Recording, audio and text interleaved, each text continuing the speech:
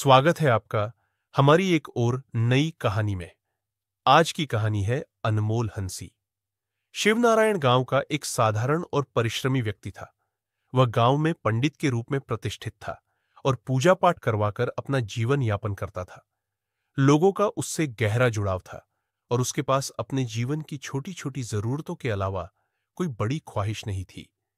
उसने अपनी जिंदगी अपने बच्चों को समर्पित कर दी थी। उनके लिए उसने हर संभव खुशी और आराम जुटाने की कोशिश की। शिवनारायण के दो बेटे थे। जब वे छोटे थे, वह अपने सीमित साधनों के बावजूद उनके हर शौक को पूरा करता था।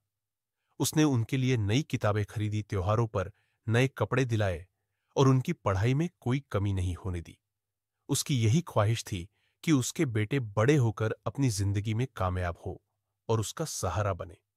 लेकिन समय का चक्र घूमता रहा और उसके बेटे बड़े हो गए। पढ़ाई और नौकरी के बाद दोनों ने शादी कर ली और शहरों में बस गए।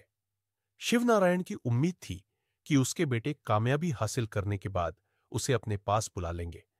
वह सोचता था कि शायद उसे भी शहर में एक खुशहाल जीवन बिताने का मौका मिलेगा, जहां उसके बच्चे उसके साथ होंगे और वह अपने पोते पोतियों के साथ खेल सकेगा।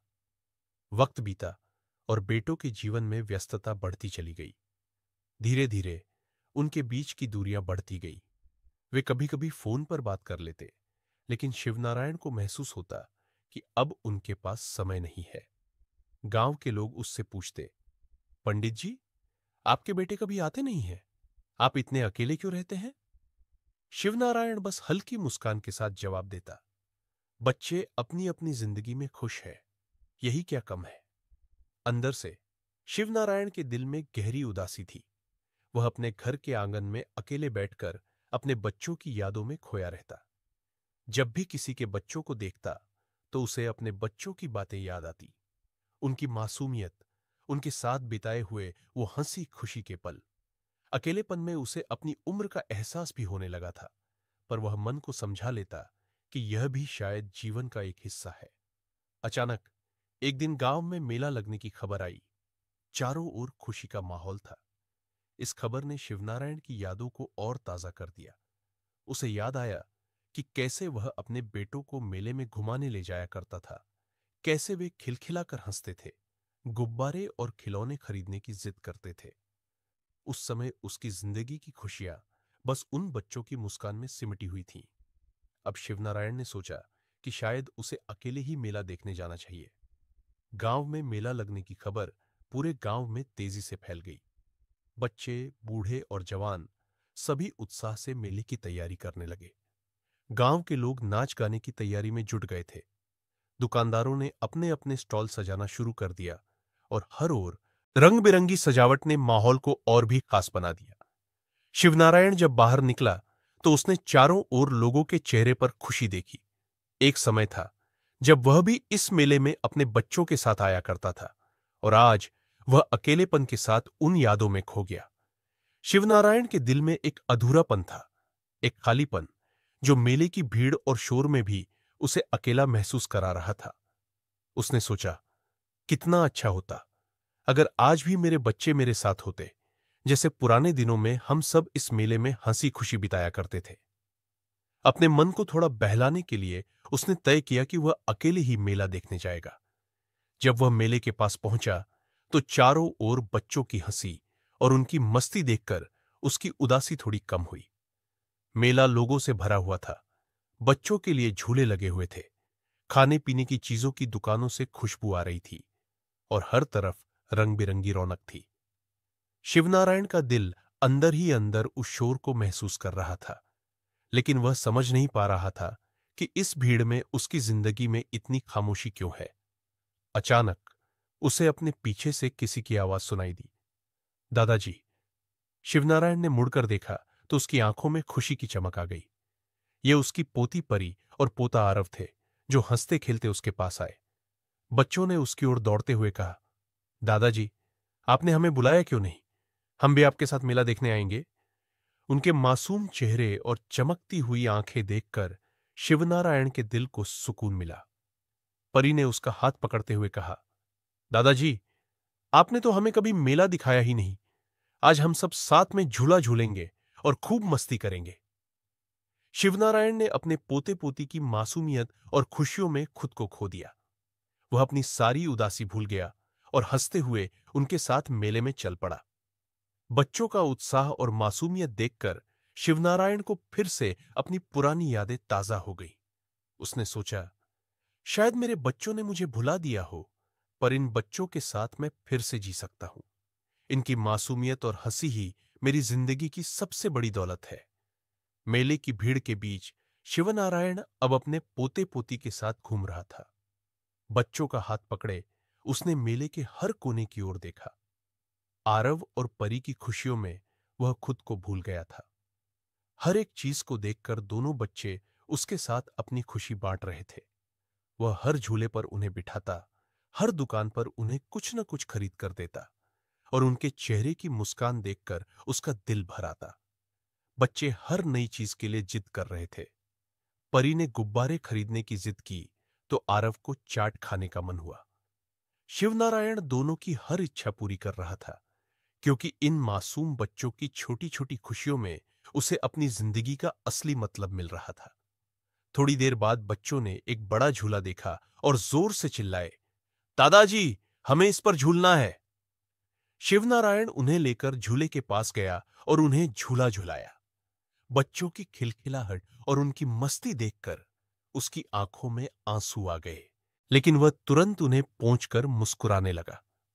यह खुशी उसकी खोई हुई दुनिया को फिर से वापस लाने जैसी थी। झूले के बाद दोनों बच्चों ने शिवनारायण का हाथ पकड़ा और मिठाइयों की दुकान की ओर ले गए। परी ने उत्सुकता से कहा, दादाजी, हमें यह पेड़ा बहुत पसंद है, आप भी खाइए ना। शिवनारायण ने प्यार से एक पेड़ा उठाया और उनके साथ खाने लगा। बच्चों के साथ बिताए ये पल उसके जीवन के सबसे खूबसूरत पल बन गए थे। आरव ने दादाजी से पूछा, दादाजी, आप हमेशा हमारे साथ मेला क्यों नहीं देखने आते? शिवनारायण ने उनकी इस भोली बात पर मुस्कुराते हुए कहा, बस बेटा, जिंदगी की उलझनों में वक्त ही नहीं मिला, लेकिन अब मैं तुम दोनों के साथ हर मेला देखूंगा, हर खुशी में शामिल रहूंगा। उस पल शिवनारायण को एहसास हुआ कि जिंदगी की सबसे बड़ी दौलत बच्चों की मासूमियत और उनकी खुशी है। उसने अपने अकेलेपन को भूलकर बच्चों की इस छोटी सी दुनिया में फिर से जीने का निर्णय ले लिया। मेले से लौटते वक्त शिवनारायण के दिल में एक नई खुशी और सुकून था। उसने महसूस किया कि उसके पोते पोती उसकी जिंदगी में एक नया उजाला लेकर आए हैं। इस अकेलेपन से भरे जीवन में उनकी मासूमियत ने उसकी बेमानी लगती जिंदगी को फिर से संजीवनी दी थी। आरव और परी के साथ बिताए हुए कुछ घंटे उसके लिए सालों की खुशियों के बराबर थे। उसने अपने भीतर एक नई ऊर्जा महसूस की। शिवनारायण जब बच्चों के साथ घर लौटा तो वह उनकी मासूम बातें और उनके साथ बिताए लम्हों में खोया हुआ था। घर लौटते ही बच्चों ने दादाजी के साथ बिताए वक्त की बातें अपने माता पिता से साझा की। उनके चेहरे की खुशी देखकर शिवनारायण के बेटे और बहू भी थोड़े भावुक हो गए। वे समझ चुके थे कि उनके पिता कितने अकेले थे और उन्हें अपने परिवार की कितनी जरूरत थी। शाम को शिवनारायण अपने कमरे में बैठकर सोचा कि बच्चों के साथ उसका रिश्ता कितना अनमोल है। उसने मन में तय किया कि अब वह अपने बेटों से यह नहीं कहेगा कि वह उसे अपने पास ले जाए, बल्कि अब वह अपने गांव में रहकर बच्चों के साथ ज्यादा से ज्यादा वक्त बिताने की कोशिश करेगा। उसी रात उसके बेटे और बहू उसके पास आए। बेटे ने पिता का हाथ थामते हुए कहा, पिताजी, हमने आपको बहुत अकेला छोड़ दिया। आज समझ आया कि आपकी खुशियां हमारे साथ है। अब हम चाहते हैं कि आप हमारे साथ ही रहें, ताकि हम सब मिलकर एक परिवार की तरह रहें। शिवनारायण के लिए यह सुनना किसी सपने के सच होने जैसा था। उसने खुशी खुशी इस बात को स्वीकार किया और सोचा कि शायद उसकी जिंदगी ने एक नया मोड़ लिया है। बच्चों की खुशी ने उसे सिखाया कि जिंदगी में अपनों के साथ रहने से बड़ी कोई चीज नहीं है। इस तरह शिवनारायण ने अपने पोते पोती की मुस्कान में अपने अकेलेपन का हल ढूंढ लिया और परिवार के साथ रहते हुए उसने एक नई जिंदगी शुरू करने का निर्णय लिया। अब शिवनारायण ने अपने बेटों और बहुओं के साथ मिलकर एक नई शुरुआत की। उन्होंने गांव में ही एक छोटा सा कार्यक्रम आयोजित किया, जिसमें परिवार के सभी सदस्य शामिल हुए। इस कार्यक्रम का नाम रखा गया परिवार की खुशियों का मेला। इसमें सभी ने मिलकर एक दूसरे से अपनी भावनाएं साझा की और यह तय किया कि अब वे एक दूसरे के साथ अधिक समय बिताएंगे। आरव और परी ने अपने दादाजी के लिए एक खूबसूरत कार्ड बनाया जिसमें लिखा था, दादाजी, हम आपके साथ हर त्योहार मनाएंगे और आपको कभी अकेला नहीं छोड़ेंगे। शिवनारायण का दिल गर्व से भर गया। उसने सोचा कि बच्चों की मासूमियत और उनकी सच्ची भावनाएं ही उसकी जिंदगी का सबसे बड़ा खजाना है। इस कार्यक्रम में सभी ने नाच गाना किया, खाने पीने का आनंद लिया और एक दूसरे के साथ समय बिताया। शिवनारायण ने महसूस किया कि परिवार की खुशियों में केवल एक दूसरे का साथ होना ही काफी है। अब वह अपने बच्चों को यह समझाने में सफल हो गया था कि परिवार में एकजुटता कितनी महत्वपूर्ण होती है। समय बीतता गया और शिवनारायण का परिवार और भी मजबूत होता गया। आरव और परी ने अपनी पढ़ाई में अच्छी प्रगति की और उनके दादाजी ने हमेशा उनका हौसला बढ़ाया। जब भी बच्चे किसी मुश्किल में होते, शिवनारायण उनके पास होते, उनके दुखों को सुनते और उन्हें सही सलाह देते। एक दिन आरव ने अपनी दादाजी से कहा, दादाजी, मैं अब बड़ा हो गया हूं और मैं चाहता हूं कि आप मेरे साथ कुछ दिनों के लिए शहर चले। वहां भी आप हमारे साथ रहेंगे और हम सब एक साथ समय बिताएंगे। शिवनारायण ने थोड़ी देर सोचा और फिर मुस्कुराते हुए कहा, बेटा, मैं जरूर चलूंगा, लेकिन मुझे यह भी समझना होगा कि हमें एक दूसरे की जरूरत क्यों है। हमें अपनी जड़ों को नहीं भूलना चाहिए। इस तरह उन्होंने तय किया कि वह कुछ दिन शहर में बिताएंगे, लेकिन गांव की संस्कृति और परंपराओं को भी अपने साथ लेकर चलेंगे। शिवनारायण ने यह समझ लिया था कि परिवार में प्यार और समर्थन सबसे बड़ी ताकत है। गांव में बिताए गए अपने समय के साथ साथ शहर की चकाचौंध में भी वह अपने परिवार के साथ खुश रहने लगा। उसने अपनी जिंदगी में एक नई रौनक पाई और अपने पोते पोती के साथ बिताए हर पल को अनमोल समझा। अब उसका अकेलापन खत्म हो चुका था और उसने अपने परिवार के साथ एक नई कहानी शुरू की। आपको ये कहानी कैसी लगी, हमें जरूर बताएं। अपने विचार हमें कमेंट करके भेजें। कहानी को अपने परिवार और दोस्तों के साथ जरूर शेयर करें और हमारे चैनल को सब्सक्राइब करना न भूलें। मिलते हैं आपसे एक और नई कहानी के साथ। धन्यवाद।